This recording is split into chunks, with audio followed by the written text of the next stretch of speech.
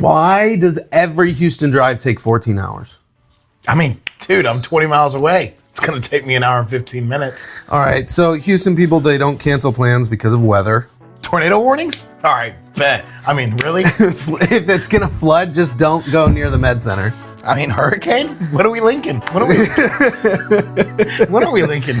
We normalize things that shut down entire other cities and civilizations. That's just Houston. We don't cancel, we don't hydrate properly, unless there's a hurricane coming, in which case all the water goes out of the stores. And somehow the official city motto is still, hey, you good to drive across town? Sounds good to me. So today, we're talking red day, volunteering, inspection nightmares, builder shortcuts, things homeowners ignore until they become expensive, and Brad assigning the official vehicle to Fort Bend neighborhoods. That's going to be a fun one, bro. I love it. You like that one? I do. Which is definitely going to make some people mad. A little bit. All right. Ashton is addressing the masses. We've got another great sponsor for you guys today. And somewhere in this episode, we're going to be offending all of the HOAs. Probably. Let's get into it. Let's get. Mayor Ashton addresses the masses. What's up? It's Ashton, the mayor of Fort Bend County. Don't forget it. Today, we're going to talk about why does Houston rain immediately lower the collective IQ of every driver on the road? And if you are familiar with Houston, with driving in Houston and driving in specifically Fort Bend County, you know that, one I'll say is you're not going to get anywhere in Houston unless you're aggressive because, you know, people forget how to drive and then the rain makes everything 10 times worse. So if I'm a visitor and I am from anywhere else outside of Houston and Texas, I'm coming, I'm driving, what do I need to be known? What needs to be made aware? Look, just go. Quit riding the brake. Just go. I mean, the roads are Riding the brake. I swear, they want to ride the brake. I mean, the roads are already a little bit too much for outsiders, I would say, which you can see definitely a lot with how much diversity we have and these people coming from other countries. And then all of a sudden you're thrown into Houston nightmare. Okay. And so you can already see it's an adjustment. But then with the rain, just drive like you would any other day. Your tires are going to be all right on the concrete. Unless it's like flooding over, I mean, just go through it. That's what Houston does. Here's the deal. Everybody thinks that the Houston rain is going to be this, all of a sudden, like an oil slick on the ground. No, it's fine. Nothing's happening. I promise. You get friction, you're good. Now, I've been in other places, though, where all their tires are bald.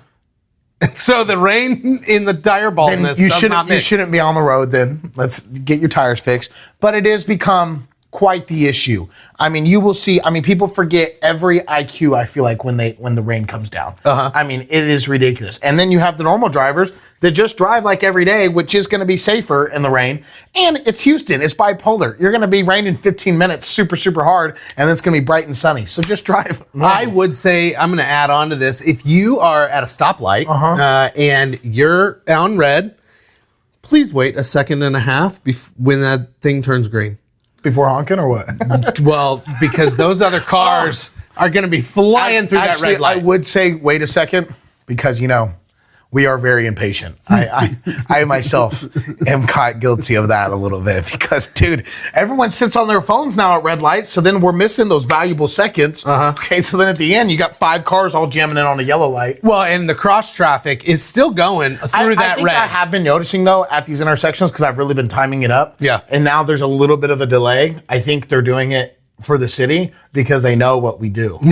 So they're playing to. I think they're placating us. There's going to be like 3 people that run this red right after, so let's delay the 2-second green light. I've been noticing it. It really has been a little bit of a delay. So now when I'm cutting it close on a red, I'm like, oh, I got another second. Oh, see, so we are catering to ourselves, and it's great. Yeah, exactly. And like I said, you're not going to get anywhere in Houston unless you're aggressive. Well, I appreciate that. Safe, aggressive, but you're getting away from the bad drivers is what I like to think. You're getting away from the bad drivers? That's what I say. I'm aggressive at times because I'm getting up and away from the bad drivers. I get it. Like, so you're trying to get away from them completely. Get me away from you, eat my dust, You know what? I've done that quite a bit. You have right? to. You see somebody weaving or swerving or, slowing down to 30 on the highway, And so I go, all right, we're just going to do 90 around this guy. Get as far away as possible. Far away. They're riding their brake. I swear they love to ride the brake. Get me away. Away. I don't care if I'm just getting in front of them to go sit in more traffic. I'm away. I don't have to worry about them. My biggest pet peeve is on the highway whenever it's at a standstill, midday traffic, and all of a sudden the traffic starts going again, but the one guy on his phone, because we've been sitting there for 25 seconds, doesn't see it. Well, I think there's people, though, I've been noticing, they're like, okay, maybe I don't ever have to come to a complete stop if I just stay at my 5 mile per hour pace. And so it's like there's all of us regular people that speed up, stop, speed up, stop. No, this guy just wants to go 5. And I'm like, well, now you got a big gap and you have all the other Houston aggressive drivers that go squeeze into every gap there is. So I'm like, no, quit letting them all in. Let's go. Okay, I got another one for you. On the interchange at 59 and Beltway, you have this split, right? And same thing with the 610 interchange. Well, that's the worst interchange in all of America. Is 610 and 59? That is the worst in all of America. It's terrible. It's terrible. And it backs up for miles. And there's nothing you can do about it. No aggressiveness, no anything. It is a one-laner. That's where their problem is. It's a two-laner, but that two-lane, you go from 6 lanes on 59 to 2 lanes, and most people are getting over onto 610 where you're sitting. 610 west. Yeah, where you're sitting in bumper to bumper.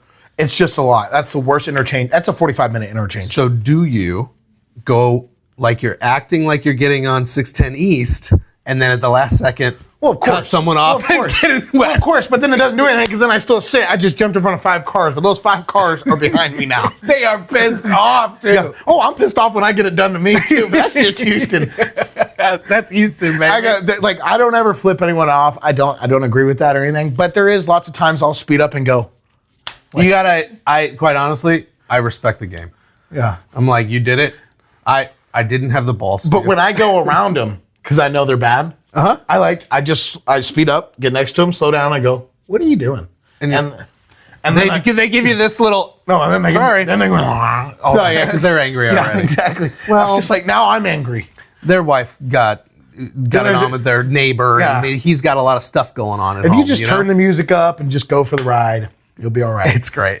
I drive a manual too, so there's already frustrations in Houston traffic with the manual. The rain makes it even worse. Oh, yeah, that manual. I mean, it's great. I love being one with my vehicle. But hey, Mayor Ashton, thank you so much for joining us again today. Hey, I appreciate you. You're the best. I know. I'm sorry for the rant. I still love all my constituents. All right, Ashton, you've been in a bunch of houses. You've gotten under contract a whole bunch of times. So have I. What's the stuff that we see every single time on an inspection? On an inspection, that we're going to see every single time. Well, I typically think you're going to get a roof issue. Yes, but what do you mean? What I'm seeing on a roof issue, quote unquote, is nail pop. Yeah. Right? Or going to be bad flashing or something. Flashing. That's they love flashing. They love flashing. They're like, oh, look at the flashing. Yeah. You're going to get rain under there, and then it's going to cause mold, and then it's going to cause your house to cave It's always the flashing. But they paint it in the worst light. I know it. It's not like the end of the world. No, it's a little flashing, but you still have roof underneath it. You're that still you literally put glue under. Yeah. Okay. You're all roofing, tar, whatever, glue. Whatever. It's glue. Yeah. Okay. And you bang it back down, you put some extra nails in it, and then you put a little bit of caulk on the nails. It protects so much, man. I'm telling you. It's ridiculous. They love their flashing out here. But my buyers see it, right? I try and prep everybody. Oh, and they think it's the end of the world? But the roof, it needs to be replaced. It's all They're like, you got to replace the whole roof. Oh, good luck buying it now. There's 4 nails that have popped up, and there's 1 piece of flashing. I feel like roofing's the most common I'm seeing. Something with the roof. Particularly flashing. I have such a problem. Foundation, that's Houston. Right, so you got roof is number 1, big one. Foundation is also a big one, and AC units are a big one. Oh, AC, right? yeah. But people hear those 3, right, and they go, there's a crack in the wall here on the outside, on the brick, but everything else looks fine, right? So foundation you got to take as all of the symptoms together, right? But if they see one crack, they assume it's everywhere. Assume it's foundation. They assume, they see it, and then they think it's everywhere when it could just be one little fix right here on this foundation, and your foundation's good to go. Not even that. It could be just the settling. Or just a brick cracked. That's it. It could just be a bad brick. That's it. That is true. Yeah, but so look, so if the flashing's jacked up or a nail came out, okay, no, you have to replace the whole roof. Yeah. You have a cracked brick, the whole foundation's screwed up. Whole foundation's screwed up. And when your temperature differential is more than 15 degrees, The AC unit needs to be You need a replaced. whole replacement. 100%. Not just a little tune-up, not anything. No, I want all new. Now I need my $300,000 house to cost $100,000. This is why deals get killed. I'm saying This is why deals get killed. Yes. Now my $300,000 house is worth $100,000. Yep, you're right. And I get trying to get the house for as little as possible, right? That's the game of the buyer. And the buyer, I understand from the point is they're moving into a new house, spend all this money. They don't want issues. And they don't want things that they have to work on. Anything. You want to move into a new house and you don't want to have any work at least that first year. You want to be, and I can understand that. If I'm spending that much money, I want to move in and not have to worry about any. But let's talk about the things that I see every single time, which is the flashing, which is a crack in a brick, right? My favorite is corner pop on the foundation.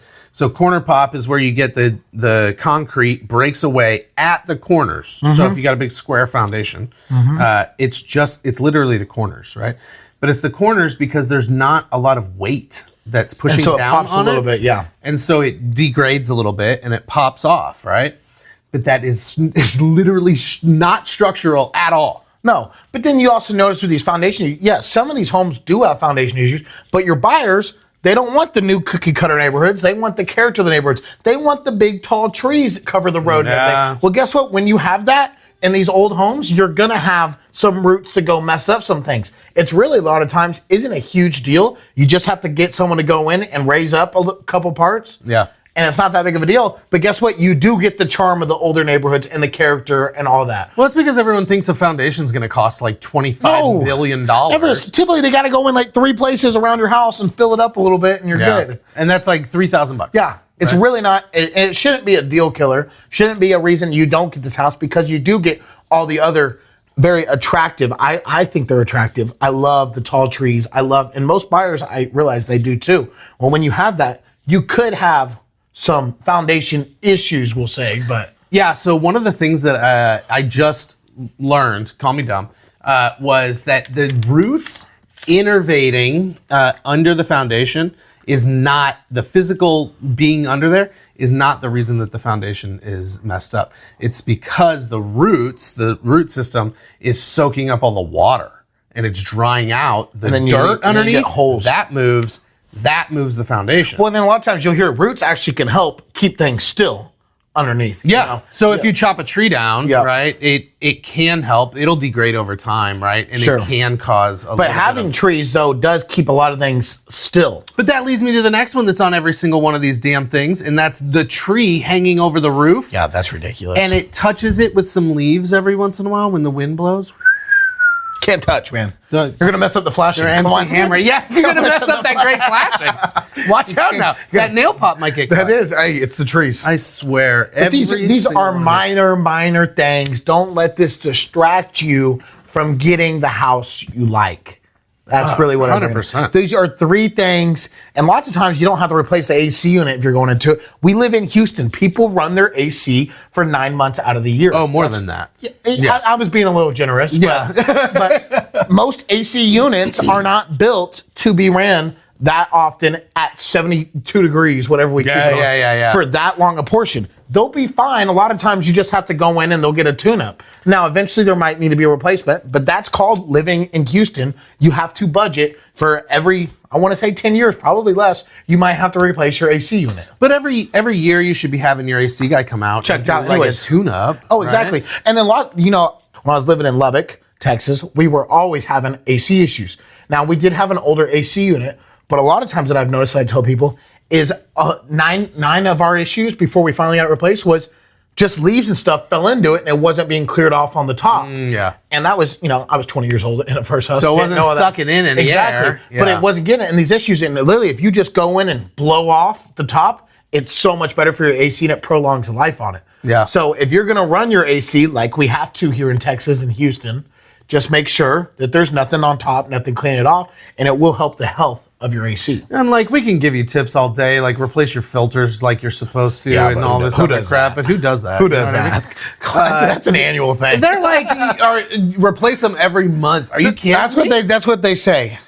That's ridiculous. And they will blame it. And I think that's a load of crap. If your AC is breaking because you're not replacing your filter every month, that's an excuse. I could agree with that. I'm not an AC guy, right? And I get it. You want to go by the manufacturer's recommendations.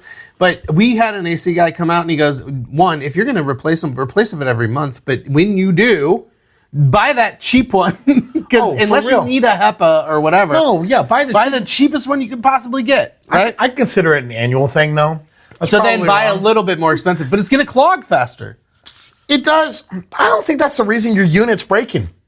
I think your unit is breaking because, one, which you do, we're in Houston, we run it too long. They're not built to do that. It's too much all day long, all night long, everything. And then I do think, and I've seen more and more of it, is people aren't getting the debris out of the top of it. Yeah. So it's sucking in that crap, which is not going to be good for the health of it. So maybe monthly, instead of doing your filter every month, just go bring your blower out back and just blow off the top, and that might help. Or just crank your stuff up to 80 degrees and let it be cool and let's just sweat it out. And just sweat it out. Sweat it out. Come on, most people go pay for a gym membership for the sauna. You can do that in your house here in Houston. Oh, and it's built in right there. It's built in. Yeah. Let's get stinky. Come on. Let's get stinky. It's these little things that show up on every single. You're right. Those have got to be the top three, though. Those are definitely the top. Definitely the top. And they're the top three that buyers want completely all fixed when they could be minor. Now they should be. And then the seller thinks, oh, that's going to be a big expense. When really. Oh my gosh. The last one I want to tell you about is every single one I see either no GFCI outlets or no AFCI at the breaker. Okay, so GFCI is This is on your inspection report? Every single one. I'm not kidding. GFCI is ground fault. I don't know what it stands for, but you only need like one of them in your And house. AFCI is arc fault. So AFCI you would need at the breaker box, Yes. right? Or want at the breaker box. And GFCI you want at the outlet, right? Those are the outlets with the little push buttons. So here's the deal. Code. I have a huge problem Is with that code. the code now that they want every outlet GFCI? Not every one, but every wet area, right? So if it's outside, it needs one, And I or think it's for supposed the to have most one. part they do. Outside. And then everything in the kitchen, everything in the bathroom, everything in all of those areas. Laundry room, right? So if it can potentially get wet, they want you code-wise to have one. Here's the deal. Code is not law. No one's going to break down your door because your house isn't up to code. It's your house. Let's make sure you get that. This isn't a business. This is your house. It's your house. Yeah. It's your house. This isn't a kitchen where you're going to come and get inspected by the Missouri City Health Inspector, who I've dealt with. We'll just say electrocute yourself at your own risk. That's right. Exactly. It's perfect. And here's the deal. You're not going to electrocute yourself. So I work a lot with older homes, right? And so the older the home, they don't have AFCI because it wasn't a thing. And they're not all going to have GFCI, probably outside, but not interior. So I've talked to electricians, I've talked to my inspectors, everybody. Putting an AFCI piece inside the breaker box, an AFCI breaker, on an older home is not necessarily the best thing because the wiring wasn't made Built for that. Now you're making a bigger risk because we're following code. And now we're causing issues. Now you could actually have a fire. Yeah. The other issue I have with it is that and this happened to me, we had a GFCI outlet in my garage and we went out of town. Lights went out, right? Power went down, which can happen in Houston. And what happened was it kicked that breaker off. It was a GFCI outlet, so right at the outlet. Only problem is my freezer was plugged into it. So now we get back a week later, the freezer's been off the whole time. I open it up and it smells like LaGrange 1924. It's awful. So I don't know what to do with that.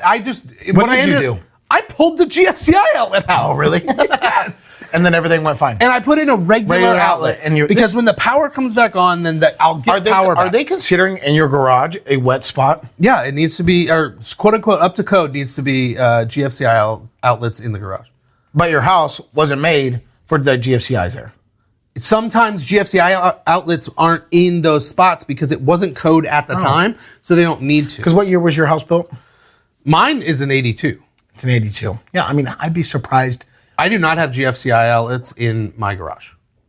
anymore. No, period. But that one in particular I did take out. But Anymore. the rest of them are not there. Anymore. I just went ahead and ripped everything out.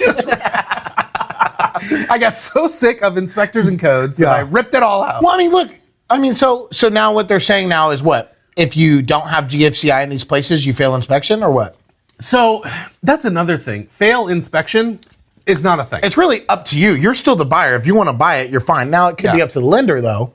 Right. So if an FHA loan, right, because that requires a VA loan, those have different requirements.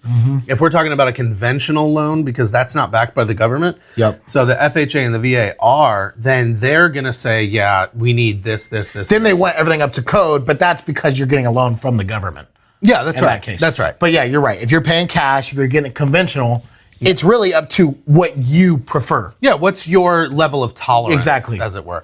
If you're a handyman and you don't mind and you're getting a screaming deal already, then yeah, I'm going to encourage you to just take those little things and that's going to be fine. But if you're not handy and you don't want to come out of pocket anymore, because we're paying easy on the handy though, because there's your other thing on inspection reports, Mr. DIY. I've repped a couple of those where he built on entire additions. Yeah.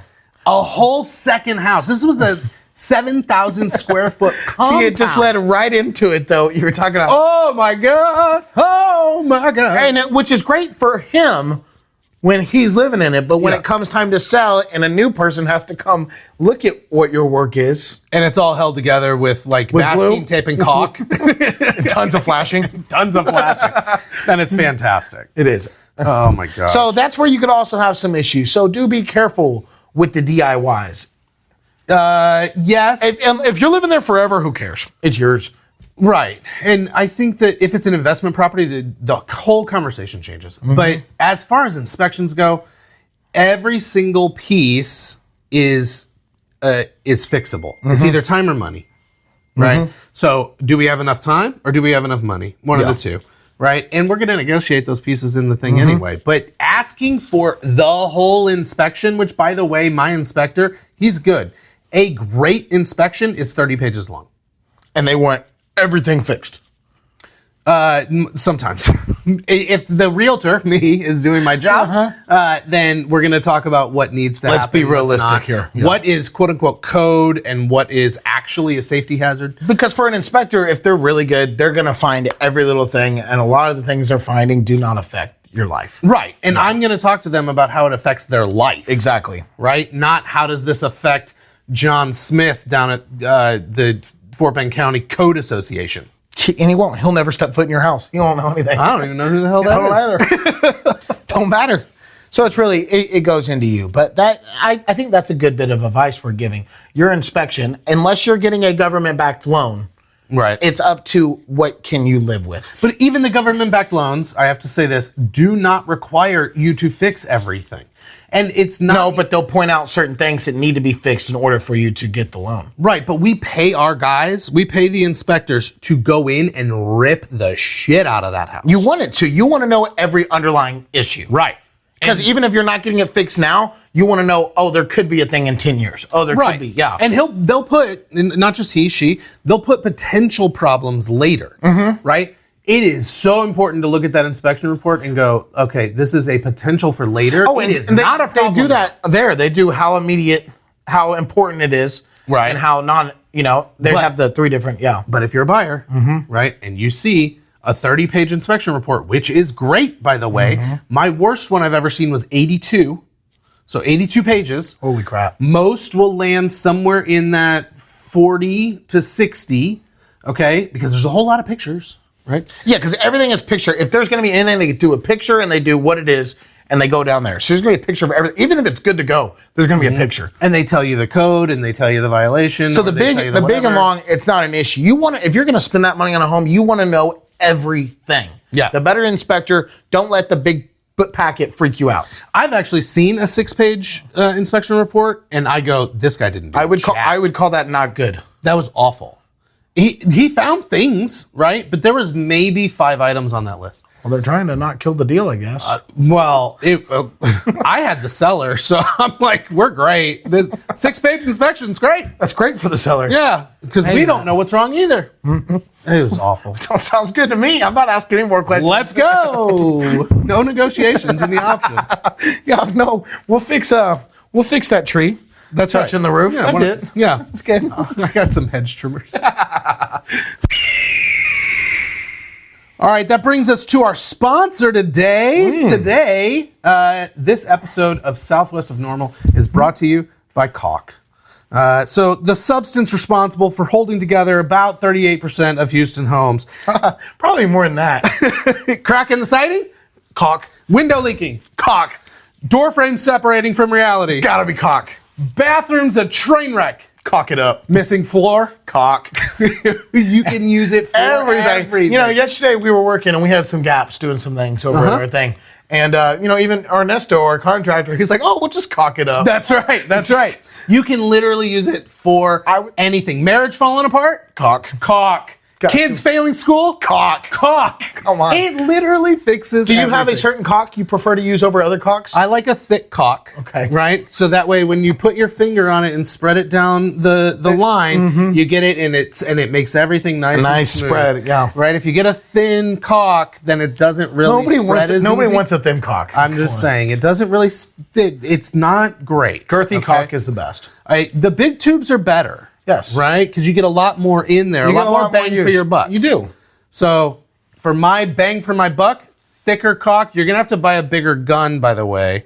Well, you know what they say, bigger caulk, bigger gun. Bigger caulk, bigger gun. So thank you, Caulk, for being there every day for us. And thanks for supporting Southwest and Normal.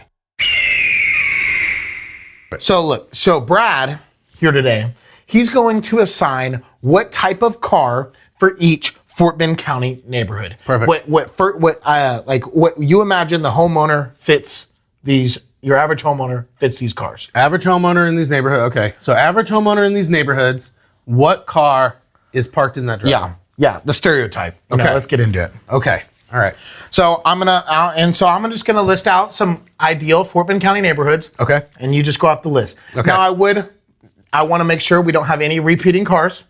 Okay, no repeats. No repeating cars. I think I can do that. And I'm gonna do my best to argue with you and challenge you a little bit. Okay. All right. I'm gonna tell you you're wrong. All right. Perfect.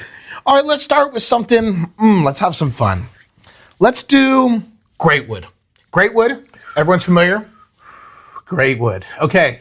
Greatwood, you've got, I refer to him as the Greatwood mom. It's definitely the Greatwood mom. It's the thing you think when you think woman from Texas, bigger hair, bigger jewelry, all from James Avery. Karens.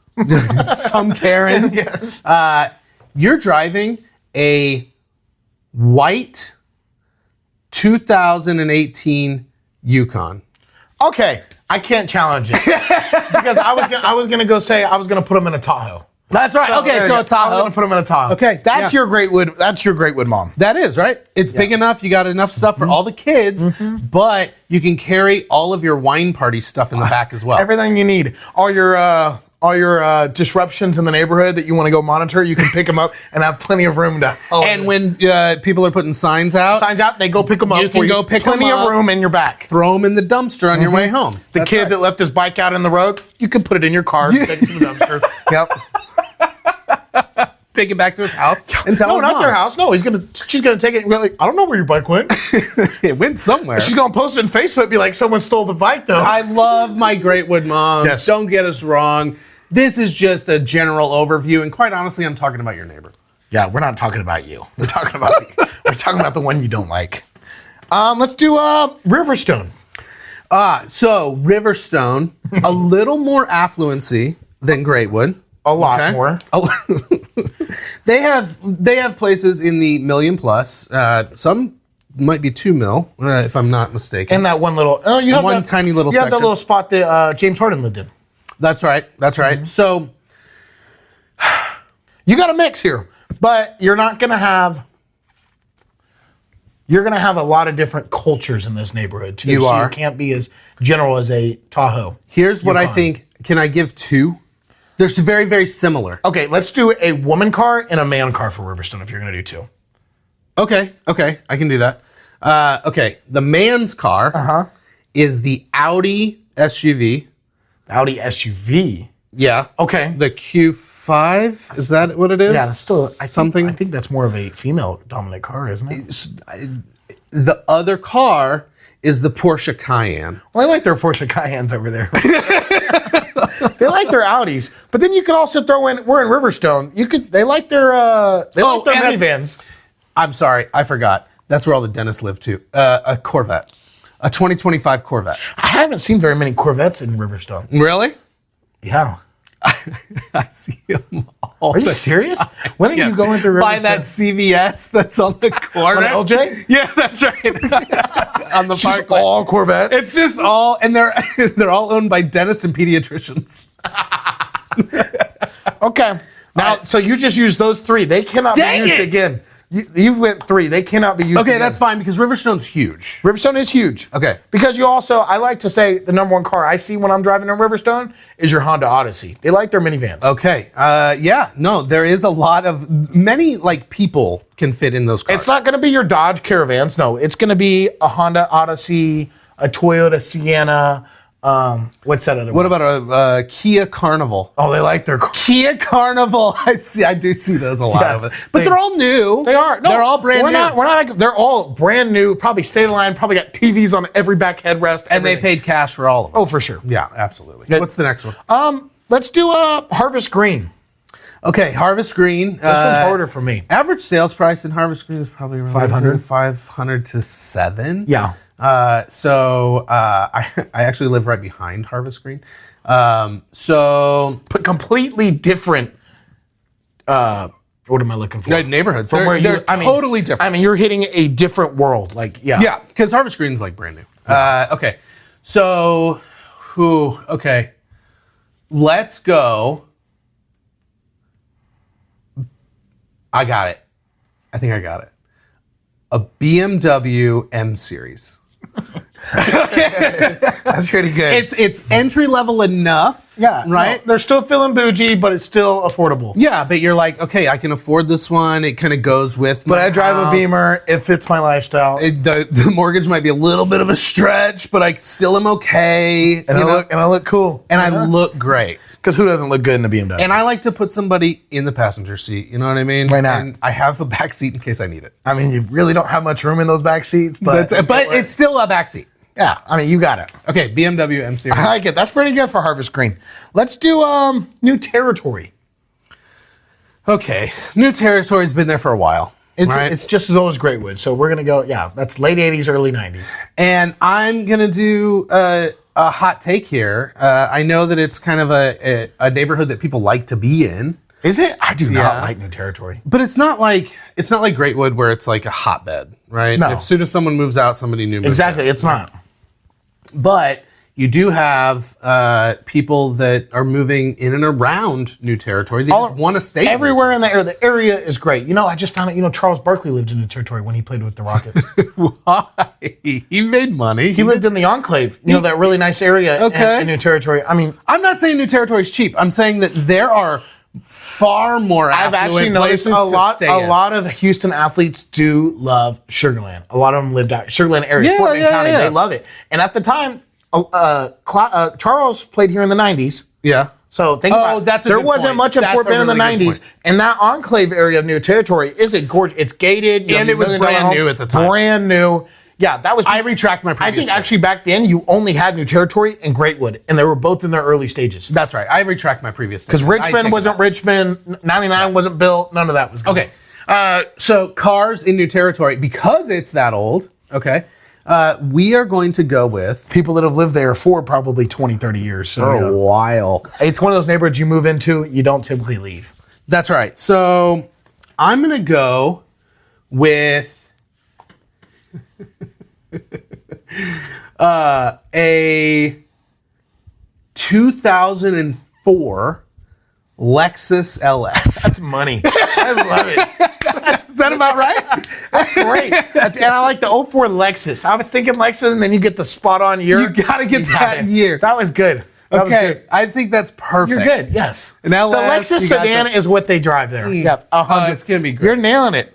Okay, let's sprucing it up. Let's do Sienna. This is a massive neighborhood. This is huge. You're gonna have Sienna's real big.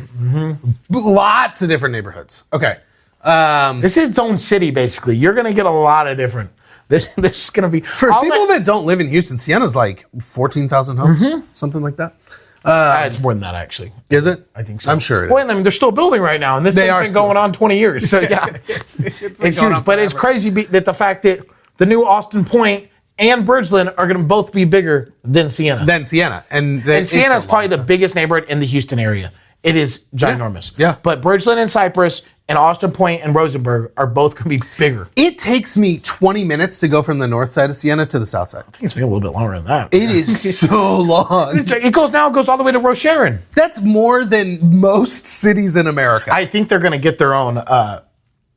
Missouri City doesn't want to lose them, but I think they're going to end up getting their own city designation. Really, you think? Yeah. They're going to be Sienna, Texas? It's going to be. I mean, if you look at it on a map, it's Sienna, Texas. Really? But Missouri City cannot lose Sienna. Yeah. I mean, that's their money. Their mayor, when he just ran, I know we're going off topic, but he was fighting to keep. That was one of his things when he got elected. They're going to lose all of their money. I mean, you'll just have like Quail Valley, Lake Olympia, and Quail Valley, which are still two great neighborhoods. I love it. But Sienna is a city. That's like 60% of their population. You can fit 20 that's all the money. Quail Valley. That's all your taxpayers. That's everything. Yeah. Yeah. It's a fascinating topic to keep watching. Yeah, that's crazy. And Missouri City just won't be the same if you lose Sienna. Oh, no.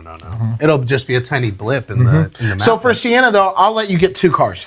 Because of how big it is. I'll give you a man and a woman. A man and a woman, or... Yeah. Okay, let's just do two generals. I'll give you two in general. Okay. Deal. All right. You have... I gotta go up on this one. Okay, so one of them. Oh, you know what? We'll do a lower class and a upper class for Sienna, because Sienna starts down in the 300s and goes all the way up to the 5+. Not lower class, but entry point, right? Into Sienna. Excuse my words. No, you're good. You're good. So a entry point and then your upper crust. Okay, so your upper crust. I'm gonna go with a Lamborghini Huracan. In Sienna? In Sienna. Here's why. A Huracan is common enough that most people, if you have that money, you have it, right? And it's sitting in the... No, I take it back. Can I do a different one? Yes. A McLaren. Now you're making Sienna, though, seem like it's River Oaks. That's the high end, right? Okay. So that's the high end part of Sienna. A McLaren. Because it's your middle-aged white guy car. Yeah, it is. Right? Who has more money than he has. I'm not a fan of McLarens. I don't like McLarens either. But that is like the middle-aged white guy car. Okay. Right? Is a McLaren. The entry level, I'm going to go with a 2020 Nissan Altima. I like them both, actually. It's new, but that tells you the differences in the Sienna neighborhood. It's massive. Yeah, it is that big where you can have the McLarens and you can have the Altimas. Yeah, the 2020 Nissan Altima is actually pretty good. That's pretty. You don't think a McLaren is going to be on the top end there? Oh no, for sure. And they're $5 million homes. Yeah. And now the more I'm thinking about it, I guess I'm never over. I don't think they're driving Huracans. I don't. But no. I picked Huracan, the Lambo, because it's your more common Lambo. It's your common affluent car. Yeah, and the McLaren fits a whole lot better than the Lamborghini does. Yeah, for 100%. Sure. And they can get their McLaren right here at the Mercedes dealership right here in Sugar Land. So, okay. That's right. Shout out. Okay, let's do this is fun. Let's do Pecan Grove. This is your stomping ground. This is my stomping ground. It's probably your car. And I'm going to piss some people off, I think. This is, you're going to see the most, a 2012 Ford F-150. For Pecan Grove, really? Yeah. It's older. There's a lot of work trucks. 2012. I guess we're going 2012. I would have to separate them if I did them, because there's a north side of Pecan Grove and a south side of Pecan Grove. Well, of course. I'm in the south side. Yeah. That's a 2012 Ford F-150. He's on the south side. I'm on the south side. South side. Yeah. That's what that song's about, Pecan Grove. It's about Pecan Grove. The north side would be a 2020 Ford F-150. Yeah. So it's your actually the working 2012 class of for people. Pecan Grove. It's pretty standard because that's your predominant part of Pecan Grove. Your north side, yes, is it nicer, but it's not the Pecan Grove, if you know the neighborhood, the way you're thinking of it, it's your 2012. These are everyone in Pecan Grove are worker bees, right? They all are hard workers. Pecan Grove's been around that long too. As long as we were talking new territory in Greatwood. Very much so. Yeah. You know how many 92 Tercels I've seen in that neighborhood? It's a lot. I didn't pick that though. That's not representative of the human. Of course not. There. Let's do two more. Okay. Let's do. I don't know if you got. Let's do Del Webb. I will include any Del Webb community. I won't be specific to just the one we have here in Sweetgrass. Okay. And Richmond, because we also have the brand new one in Sugarland now. Yeah. And there's that new one in Fulshire. Those are all Fort Bend. I'll do Fort Bend Del Webbs. Okay. And got it. Okay. You ready? So we'll include any. And Del Webb, for people that don't know, is a 55 plus community. It's a 55 plus community. And they're super popular out here. Everyone that moves into it, they absolutely love it. And it's a cool little place. And it's a Lexus RX 350. You had it on the top of your head all the way down. I was trying to give a setup for it to give you time to think. No, I didn't need time. He came in knowing, I hope he asked me the way. I swear I hope this one's on the list. It is a Lexus RX 350. What year? 2017. No, they're retired. I think they drive new. Because, they... Not all of them. Like, I will say, my grandparents, they've gotten to the stage right now, they don't take their car in for maintenance. You know what it definitely isn't? What? The electric version of that car. Of course not. No. Not at all. No. We don't drive electric. No, we get our gas. Yeah. Like a good We're in Houston. boy. Come on. It's the oil capital of the world. Mm-hmm. But I will say, though, it goes in my story. This 55 plus community, my grandparents, they're in their late 70s, and they don't take their car in for maintenance. Every time they need anything done, they just go buy a new one. Interesting. So, my grandfather, he buys a new car every 2 years. Okay. His tires need rotating, new car. Oil change, new car. He just walks in and they're like, yes. Well, it's great. He ends up, because they're still pretty new, so he only doesn't lose that much money. He's got a little system going. He's fine. Yeah. That's wild, by the way. He does not want to spend money on maintenance. It is now, I'm really thinking his every 3 month oil change, I think he's just going to start buying a new car. Every 3 months? He knows he can lease, right? Dude, and they share a car now, too. They don't have two cars. Oh, perfect. It's just, because he doesn't drive as much more, so my grandmother just drives. And what do they drive? They drive right now a 2026 Nissan Kicks. I don't know if you're familiar. Oh, I am. It's actually a cool little car for them. Okay. They're a newer car, Yeah. They've only been around a few years. And they absolutely love them. They get a different colorway every time. They get a different interior. They switch it like they switch their like clothes. Their shoes, their clothes, yeah. They're like, yeah. So I think that as he gets older, it's going to become I need an oil change? New car. Perfect. I love it. Come on. Why spend any money on your old beater? Come on.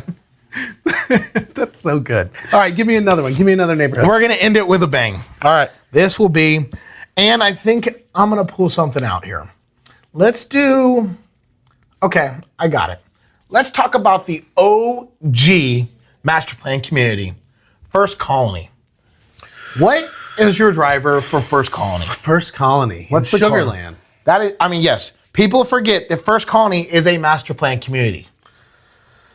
Okay. This is what put master plan communities on the map, put Sugarland on the map. It's been around longer than any of these other. It didn't put Sugarland on the map. Well, other than Imperial Sugar, but as the place it is today, it did. People moving out here for what we have. You still have good money there.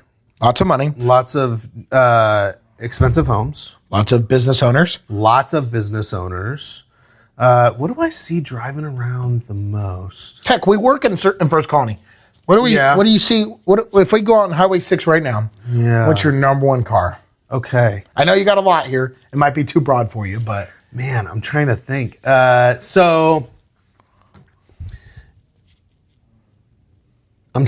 working through the demographic in my head. A lot of demographics. There's a lot of them. There's so many different people, right? There's different types. You got to generalize religion, age, sex. I think I have my. There's so many. I think I'm going to chime in on this one. I have one for me. Maybe not specific as your Del Webb, because that was insane. Well, that was 100% accurate, by the way. My mom lives in the Del Webb. And that's what she drives.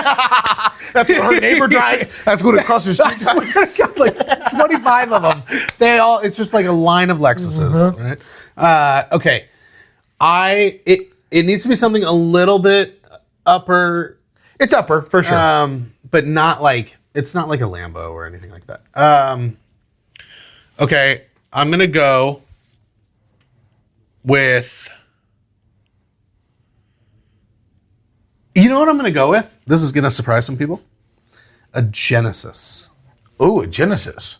That's pretty close to what I was going to go with. So it's like mid-tier luxury. It's your upper level Hyundai. Yeah. So, I mean, Yeah. You're getting it. Yeah. Yeah. It's like driving a Lincoln or whatever. That's right. You know, yeah. So but they're smart about it, right? So they put their money. They're like, this is just a car, right? This is my everyday grocery. It's more of an old people car. A Genesis? But I've been seeing more and more younger people start driving them. They're a pretty cool looking car now. I like a Genesis. But it's an old man car. You think, huh? Yeah. Okay, so I'll either say that. I like the Genesis. Give me yours. I was actually going to go with, I think I see it more than anything else, I forget the actual model now, but just your typical Mercedes sedan. I see that more than anything else. Yeah. Or the little Mercedes Caravan type thing, not an actual SUV, but the little hatchback thing.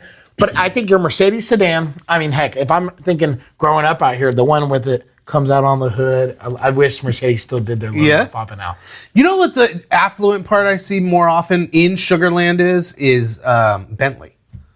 In First Colony, though, I don't see many Bentleys. I see a ton going through the Commons. Bentleys. Yeah.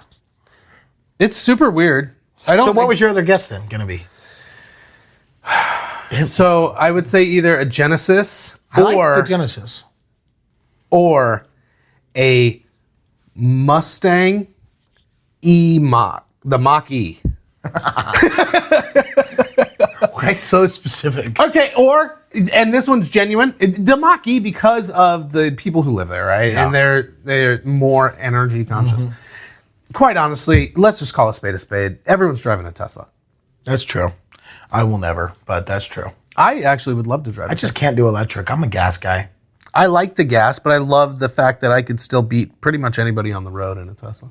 Oh, I drive my manual. Come on. No one You're saying my Cyber Beast can't beat your... Yeah. Oh, my Ford Bronco, manual Ford Bronco. Oh, it's me. It's not the car. It's the driver. It's not the car. It's called putting in a gear. Yes, but I will say you could beat any other automatic, but you're not beating a man with a stick.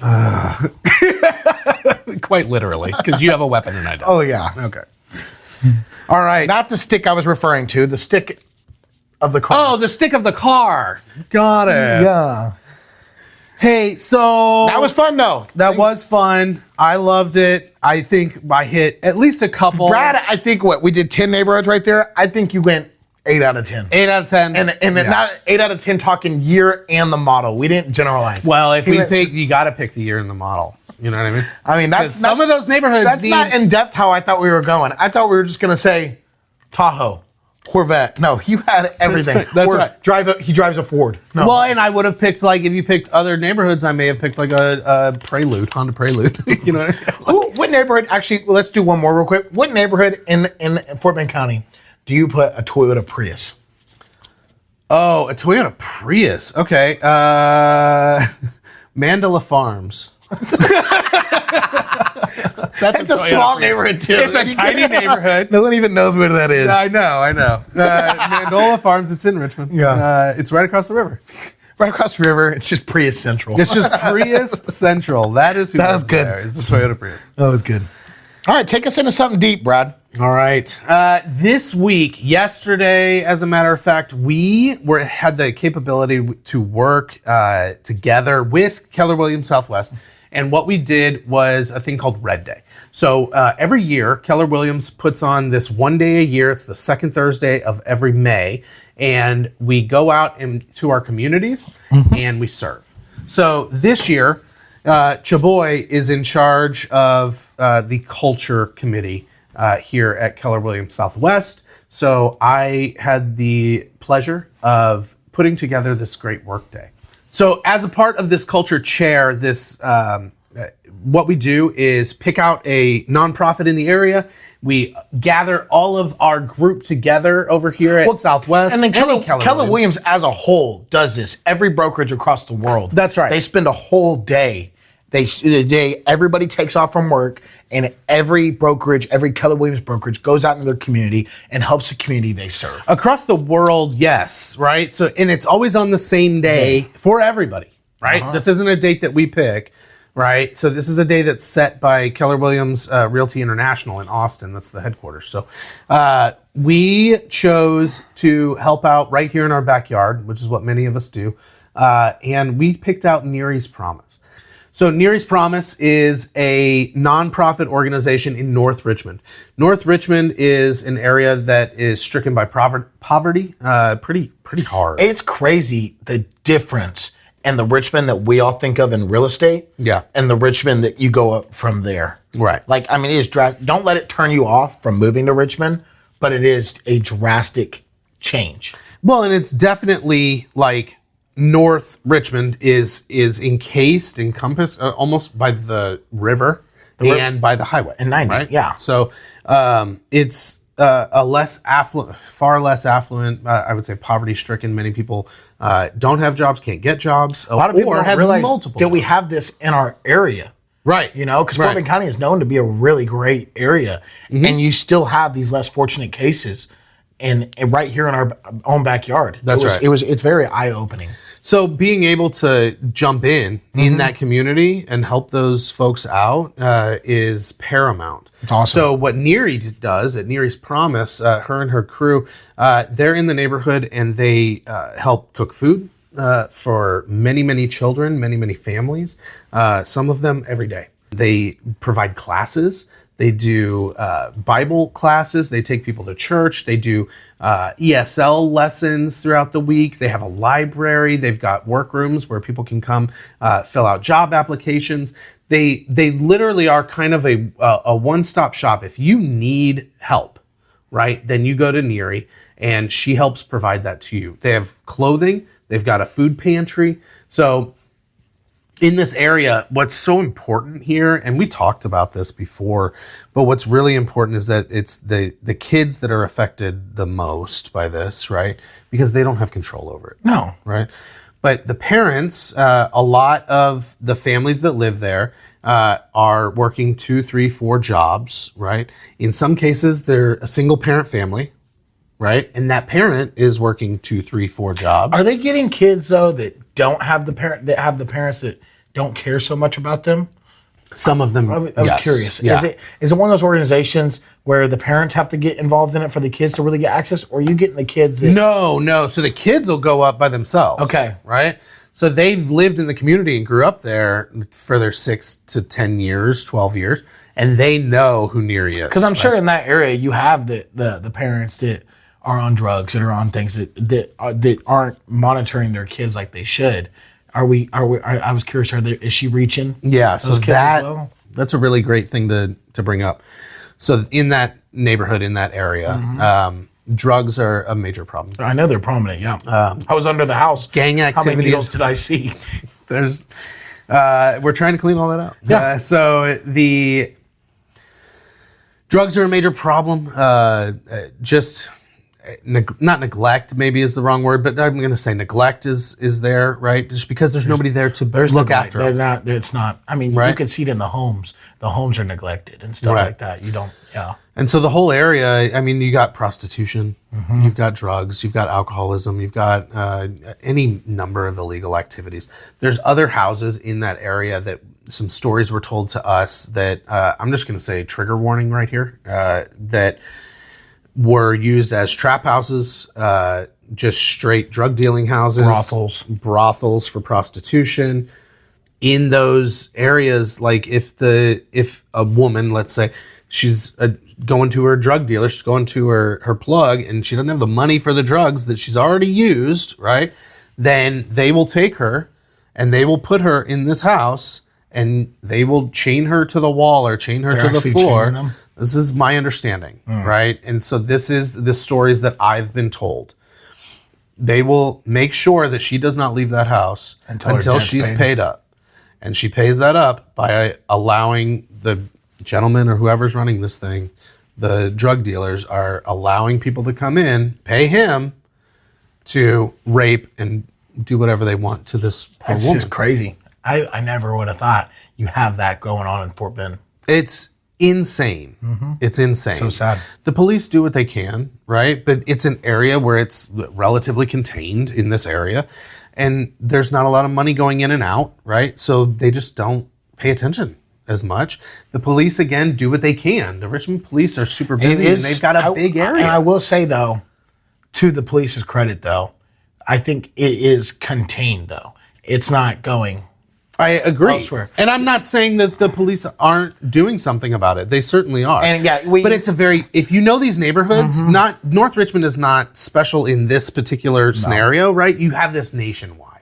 So, and the police know that there's certain areas that you go in and you can try and ruffle some feathers, but you potentially make it worse. You can only do so much. So that's where people like Neary step in, right? Somebody who's lived in the community for a very long time. Does she have issues of people in that community not liking what she does?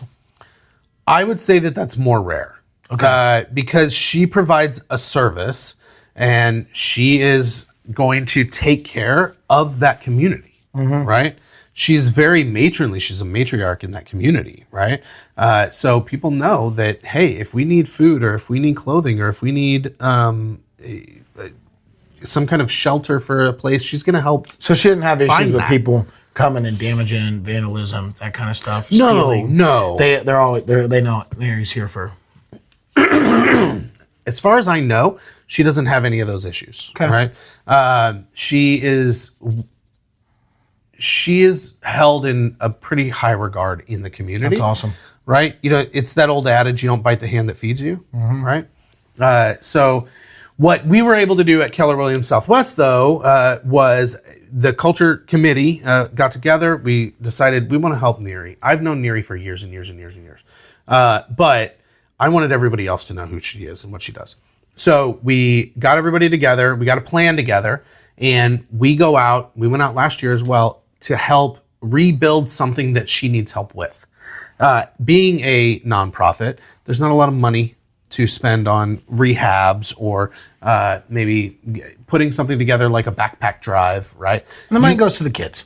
That's right. You rely on those donations, though.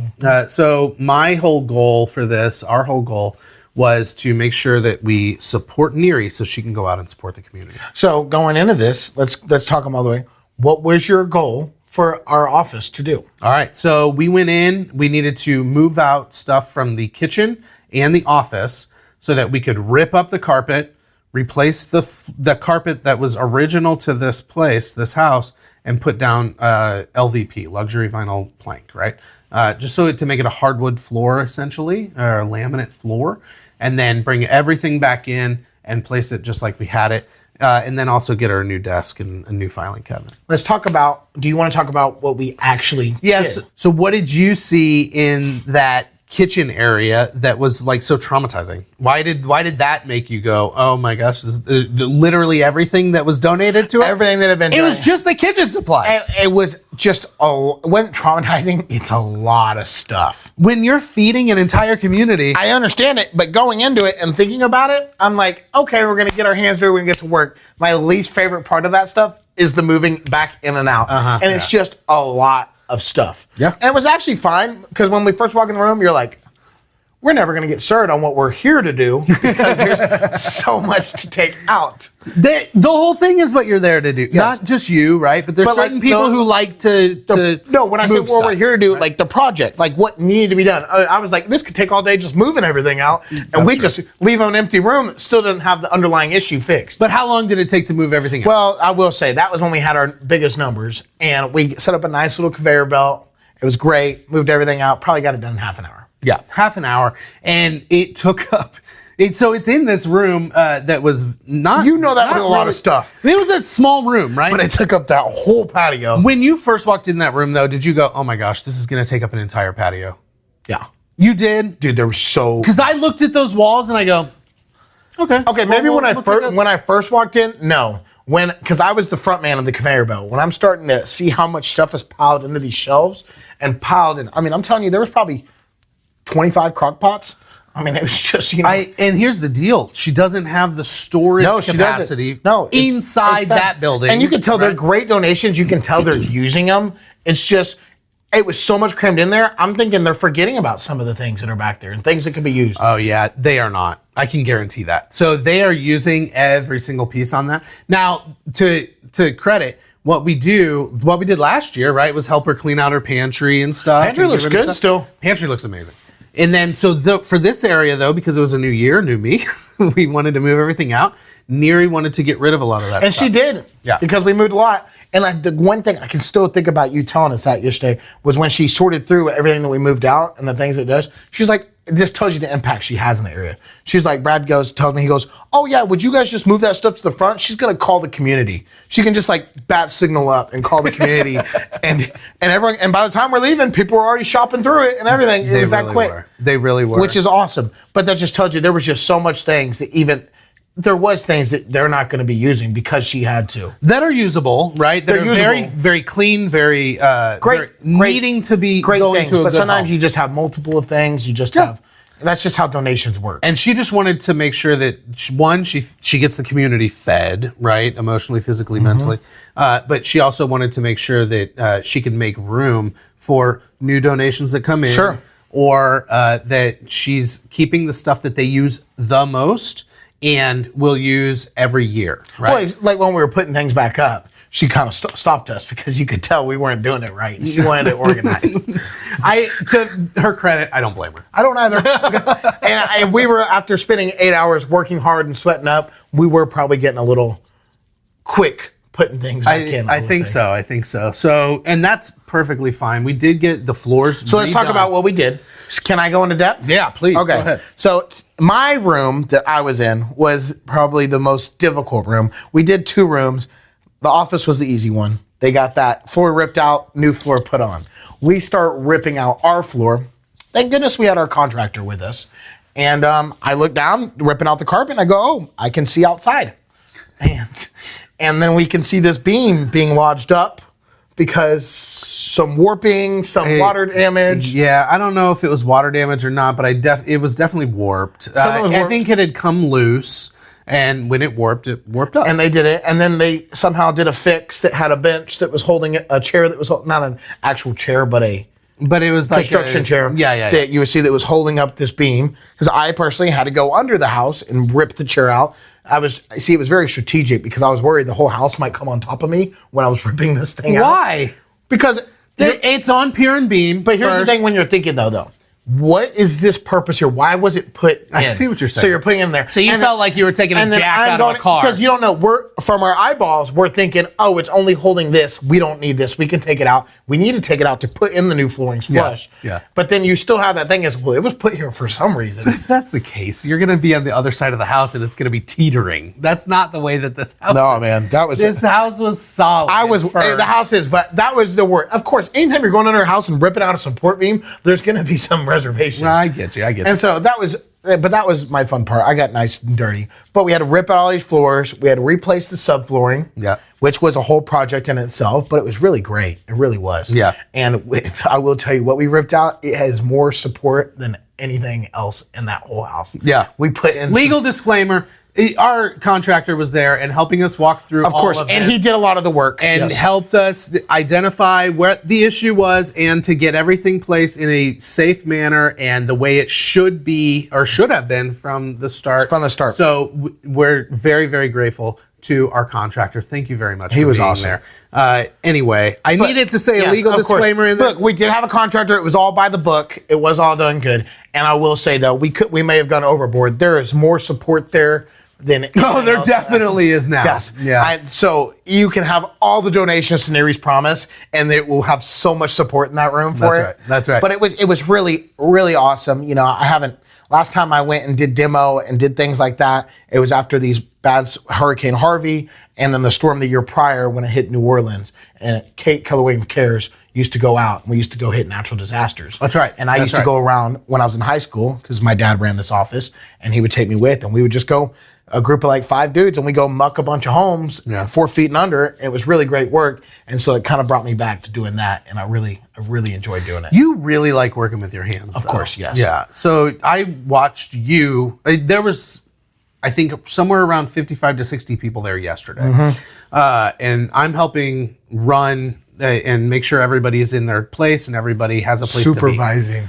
Right? Hey, you can air quote me all you want. Supervising. Hey, sometimes a leader needs to step up, and you weren't doing it. So,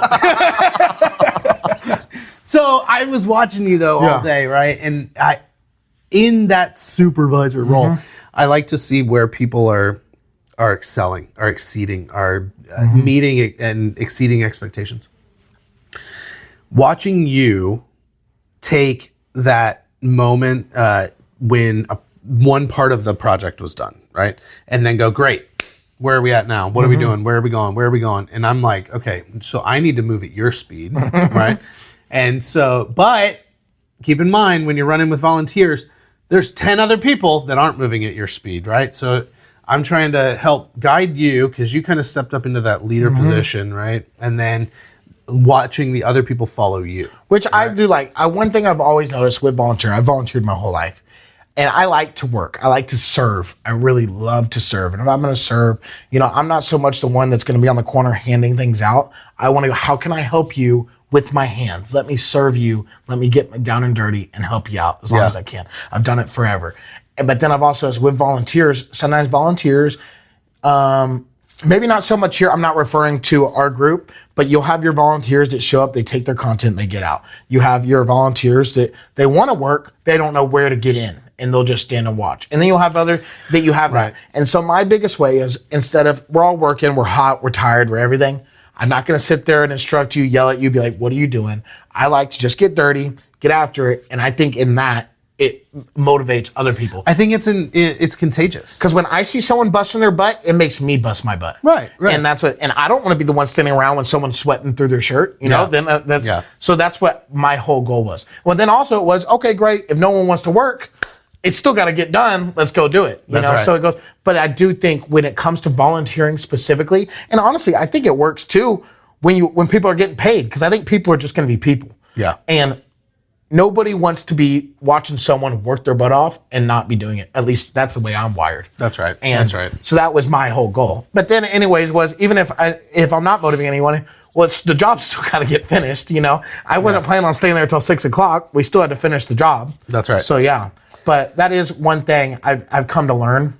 And it's just, it is contagious, because I feel the same way. When I'm watching someone sweat through their shirt, I want to be that way too. I want to be like, you're not going to go work your butt off without knowing that other people were there with you. That's right. And I think in that room specifically, you had 4 or 5 we had a good little group in that room. There was a really good group in that room. I grew up the same way, very similar to you. So I cut my teeth on mission trips in Mexico, rebuilding churches and doing, manual labor for them. I've always been in the camp of, and we said it earlier in this podcast, it's either time or money, right? So how do you give to a charity or a nonprofit or somebody that's going to impact the community? It's either going to be time or it's going to be money. So some of that is backbreaking work. Some of it's not, right? But it takes people to organize the whole thing and then go, hey, listen, this is the project. You're the type that you go, here's the end goal. And you go, great, I will get to that goal. I don't know how yet, but I'll get there. I'll get there. Right? Well, just like you were saying, when you had to bring in Ernest with the saw, because we had to rip up the floors, and me and Adam, we were like, okay, great. And I get a hammer, and I'm like, I'm going to rip this floor up. Okay, so serving can be fun. These two idiots, we go, hey, we need to rip the subfloor up a little bit. We need to it was rotted through this point. And they grabbed hammers and started banging another hole in the floor. We got a hole. Kicked one through. I got one through. That was good. And I go, holy crap, guys. All right, let's, there's a saw literally at your feet. And you plugged it in. And I went over to Ernest and I go, hey, I got these 2 young guys out here. And we were going to get it up one way or the other. He peeked in and he goes, I'll take care of it. We were going to get it up one way or the other. You were. You were definitely going to get that thing. One person, I don't even know who it was. You guys were going to town with these hammers, and somebody goes, I need a chisel. And I'm like, all right, I can't with this right now. I can't. I need somebody knowledgeable. I'm replaying that in my head right now. Look, we were knowledgeable enough. Did we not think that there was a circle saw that we could do to just cut it all out? Yeah. The thing is, and the circle saw was by our feet. It did not go through my mind one time. Not one time. No, because when Ernest came in with the saw, I was like, We should have done that. And how fast was that? That was another half hour once we got that That down. was so much easier. I'm like, hey, you know how you get a straight line cut on a floor? You cut it. Because we spent a half hour banging just our 2 little holes. And Ernest we get the actual thing, and the whole thing comes out in that half hour. I mean, we were getting after it. It was great. And Ernest has a lot of background in like building and fixing things, and so do I, right? And so, and you have this as well. Yeah. You wanted demo. And I think you wanted demo to get this anger and this frustration and whatever pent up stuff you've got going on. It's just me. It's therapy for but you. I don't even know if it was therapy, like I was getting anything out. I don't know. I see something that needs to be done. I'm not thinking. I saw a big hammer and he saw a hammer and we were just getting. But then it was also, you had all those cross-lining beams too. The saw even freaked me out a little bit when he first started doing it. Yeah. I'm like, we're going to cut through these other beams. That's why it has a set that you can change. So you set the set. Once I got the whole, and then I remember I did smash through one with my foot. That's right. That one was fun to watch. That one was, and I was like, oh, we are making some progress. That's right. That's right. I loved that you jumped in like that. Though. I was laughing my ass off. Your leg almost went through the whole damn thing. No, because I felt it in my left knee getting back up because I was like, oh, I went down a little too much. It was so good. I wish we had it on camera. That would have been great. Oh my God. So we redid the subfloor, replaced it with brand new subfloor. Not all of it, of course, because it didn't. No, we did these 2 rooms. They do look drastically different. We put a new fresh coat of paint on it. Yeah. White paint looks so good, and these nice gray vinyl floors. Yeah. I have these before and after pictures. I mean, it changed the room drastically. Yeah. And for what they're using it for, this makes so much more sense than that dirty old carpet that they had and everything. Yeah, so that carpet was original, most likely, to that building. So being able to come in and do like this LVP or this vinyl plank, and then they can clean it easier. They can sweep it up instead of having to get the vacuum out. I know, any spill, anything breaks, it's a good floor. You don't have to worry about it. It's perfect it. for them. They can scuff it up. In fact, when we were putting the shelves back in there, we were sliding it. It was almost scratch resistant. There was nothing. Yeah. It's probably the best floor for what they're doing. In fact, I'm hoping we can, if it even goes to next year, that we can do it in those other rooms because it was really. And then now we know exactly what we're doing. I personally have never laid vinyl before. I've laid other floors. Yeah. But now our contractor taught me and 3 of those other guys, and we became professionals. It's pretty great. Yeah. Like I watched you guys do that, and I watched the other room put theirs in. You guys became experts. That's what he was. Our contractor kept on saying that. He was like, "Man, y'all are way better than the other guys." That's right. Because once he taught us, we were like, "Oh, this is easy money," and then we had a whole system going. He was just placating you, and he told that to the same. Oh, I'm sure he did. No, he didn't. You guys are way better than the other ones. Because while he was doing that, we were doing the actual subfloor underneath it too. I know. So yeah, it was great. So it was great. We were able to give so much. Everybody did, right? It was. You could see how much it meant to Neri. She did. I mean, she kept on giving me. I'm all disgusting, sweating through my shirt, had mud all over me, and she's coming up and giving me hugs, saying, "I talked to Jesus about you." You could just tell what it did for her, just seeing people coming out there and helping her, because all she does is help other people, and we were able. Really, yes, are we helping the community? But we're helping someone that really helps the community. That's right. Someone that's always serving. It's great to I like people that water others finally when they get watered. Something like that. So you say water, I say fed, right? But we mean the same thing. Exactly. It's that spiritual feeding, right, or watering, and it's that. But it's just weird in my mind. You have someone that spends all their time. This is what she does, serving others, and typically people like that never get served. And yes, are we still helping the others? But we're really helping her to be able to better serve. So. At least that's the way I took it. I don't know if that was... You're 100% correct. Yeah. I am very much more in the camp of I want to be the one behind the scenes, right? And not taking the glory, not having pride in what I do, but not being proudful in that moment, right? Or in that getting out there, right? I just want to make sure that what we're doing is going to allow that other person to make a difference. And I think we did. And I think that's where the heart of any kind of giving needs to lie. It is. Right? I'm not there for the credit or there for anything like else. Like even it was weird yesterday, people complimenting on what I'm doing. I'm like, look, I'm just here to serve. Yeah. I'm here to help. We have a job. We're here to do this. This is our time to give the community. It's what we do. There's no... I mean, yeah, thank you's nice. All that kind of stuff is good. But who cares? You could tell me, don't ever come back here. I still think I did. I served, And I kept on looking at her, and you could just see how appreciative it is. And I think people like that have that servant's heart and everything, that are always serving, I love to see them finally get served back. Yeah. You can see it in them. They are the most appreciative people, one. And then you can just see, like, it's like a whole thing washed over. Oh, this will be so much better for me. This will be easier for me. Look what I can do with this to help others. Yeah. And things like that. Heck, we had leftover food, and their first thing is to feed the kids after that. That's right. That's right. That leftover, we had pizza for lunch or something? We had a couple pizzas and some breakfast tacos, and their first thought is, let's feed the kids with it. Yeah. Let's. Absolutely. There's families that are not going to eat tonight. I didn't get lunch. They don't have money. I didn't get lunch yesterday, and then when I went to go find lunch, they go, "Oh, that's for the kids." I'm like, "Great, I don't need anything. Who cares?" Yeah. It's such a great feeling, and there was so much more that we did, right? Because we had all of these people there inside the house. We couldn't have every single person. So we had people putting furniture together. We had some people moving stuff out. We had some people ripping up floors, some people replacing it, some people painting, some people move back in. And then we also had other projects where we had go out to one of the storage containers and organize this, count all the backpacks we have. Yeah, really? Yeah. Count all the backpacks we have because we're doing a backpack drive.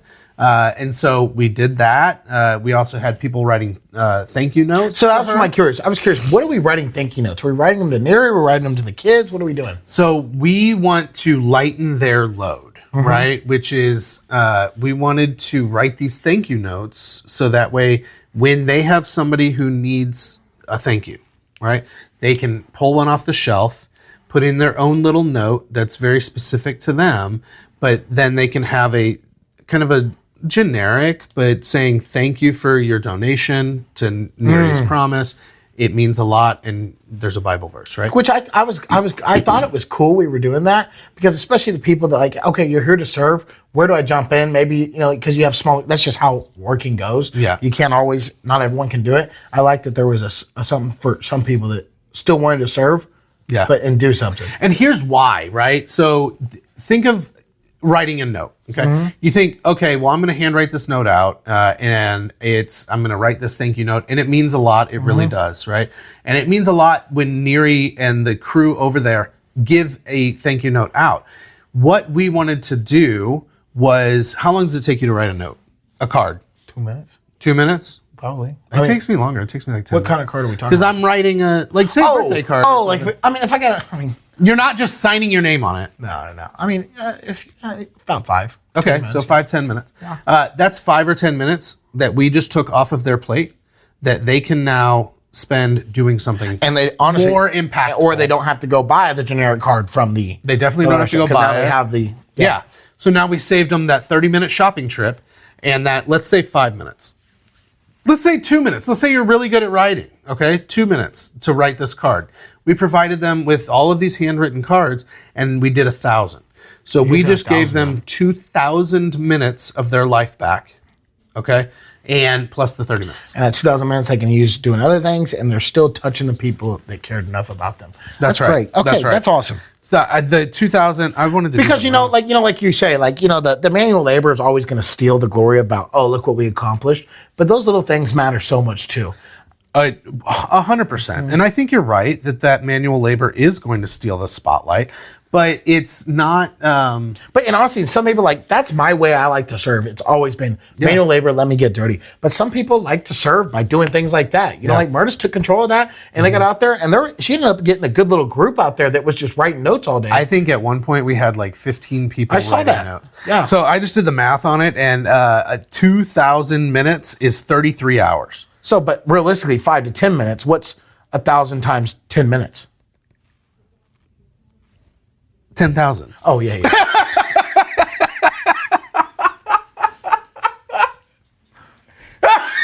Hours. I want to translate it to hours. Okay. Gosh. All right. Thank you. Right. I did know that. It's 166 hours, which is equal a week. Basically, 152. A week. 6.9 days. Yeah. So being able to give them a week, right? If it takes you 10 minutes to write a card. That's insane. we were able to give the gift of time. Time is, I think, is the best way to serve. I feel like a lot of people do money, they'll give away food, they'll do all that thing, but I don't think enough people do time anymore. Yeah. I think time is really, like, think about all we were able to do. We could have donated $1,000, $10,000. I don't think everything that we did yesterday would have been accomplished with that $10,000.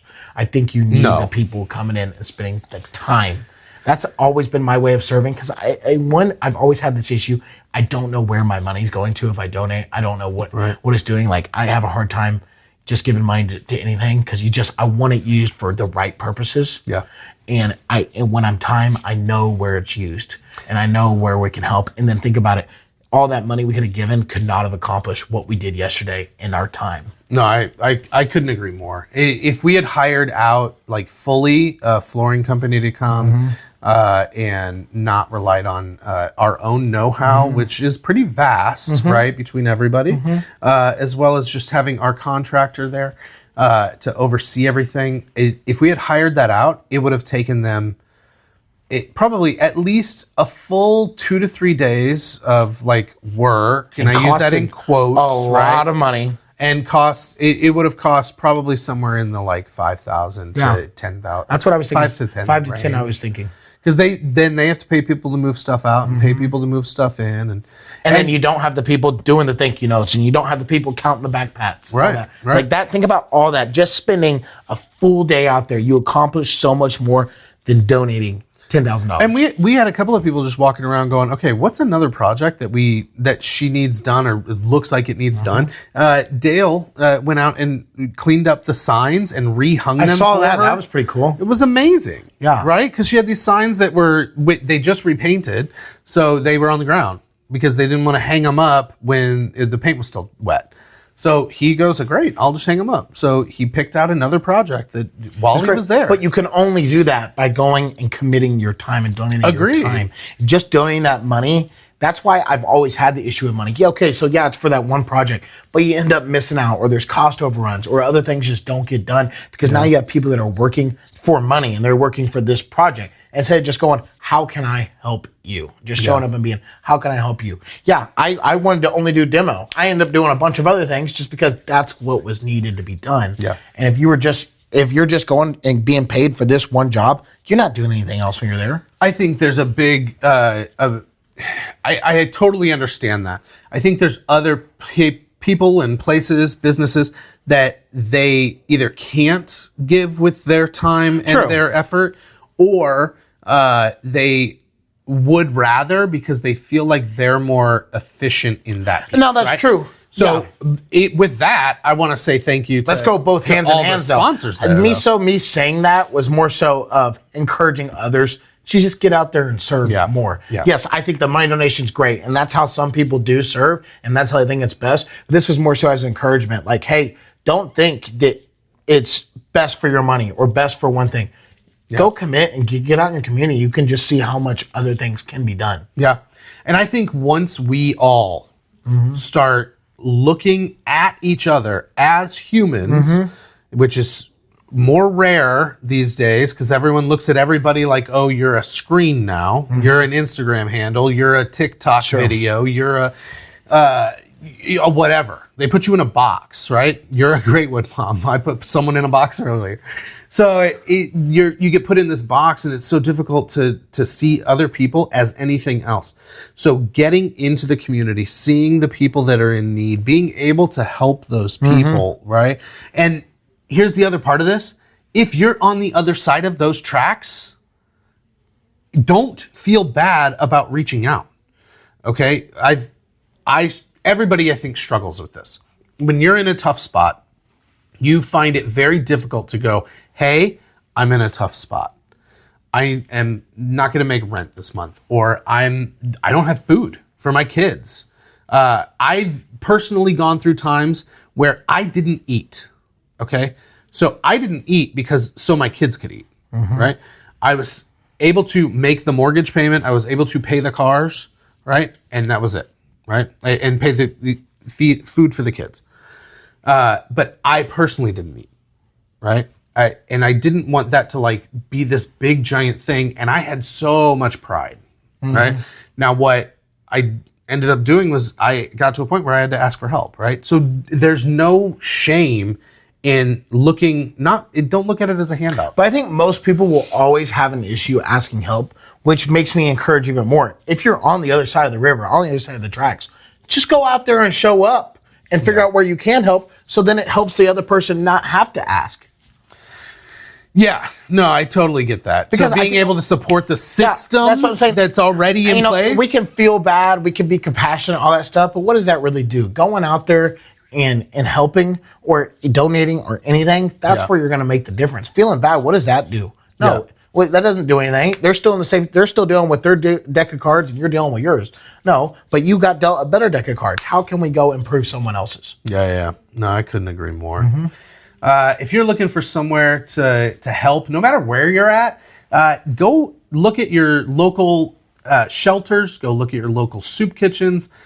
Find a small local nonprofit, and it's everywhere. We're talking. It's everywhere. We're talking Fort Bend County, one of the most desirable counties in the United States, and you have it here too. Absolutely. It is everywhere.